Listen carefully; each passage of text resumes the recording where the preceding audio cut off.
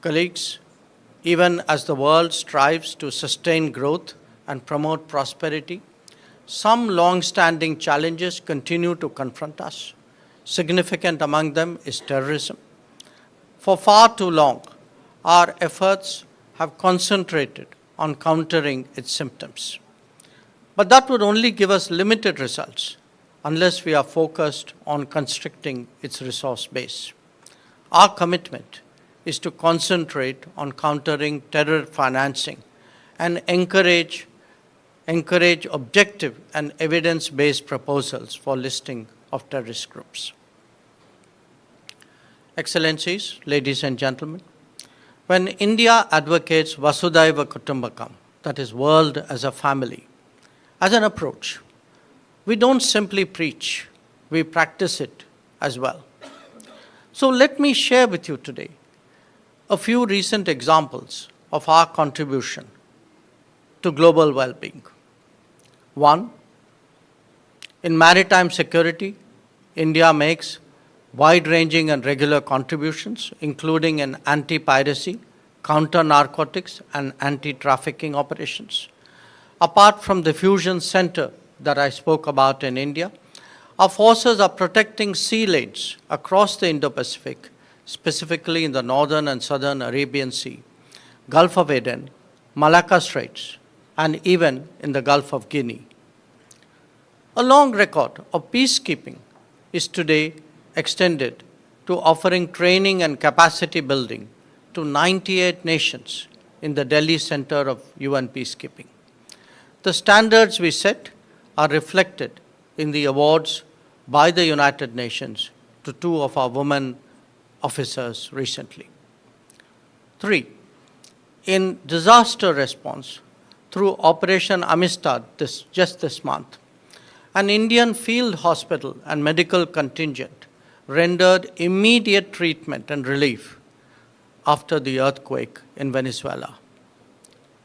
Let me give you a fourth example. UNRWA recognizes, UNRWA recognizes India as its top emerging donor. We have only yesterday at the Palestine Donor Group meeting in Brussels, additionally committed to setting up a specialty hospital, an artificial limb fitment center, and a vocational training institute for Palestine.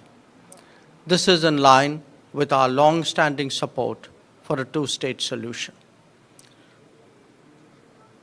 As a first responder, whether it was Cyclone Ditwa in Sri Lanka or Hurricane Melissa in Jamaica, India stepped forward decisively. Our prompt mobilization, disaster response teams, and emergency supplies have made a difference to the lives of many.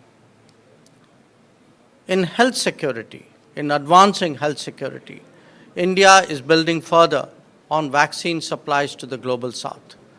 We have gifted medicines and life-saving equipment to a range of destinations, among them Afghanistan, Tanzania, Madagascar, Maldives, Fiji, Vanuatu, and Peru. The medical assistance for Africa CDC for the containment of Ebola is yet another example. In pursuance of food security, we have responded to crisis situations in a number of countries, Sierra Leone, Madagascar, Burkina Faso, Mozambique, and Malawi being some of the examples. To strengthen energy and fertilizer security in these turbulent times, we have been a reliable supplier of these products to our neighbors. And where the larger canvas of development is concerned, there are today Indian-funded projects in as many as 79 countries across multiple geographies. So these represent a strong statement of our solidarity. And let me say this, in a world with too many conflicts and tensions, India has consistently espoused dialogue and diplomacy. We have sought to bridge differences. We have sought to find common ground.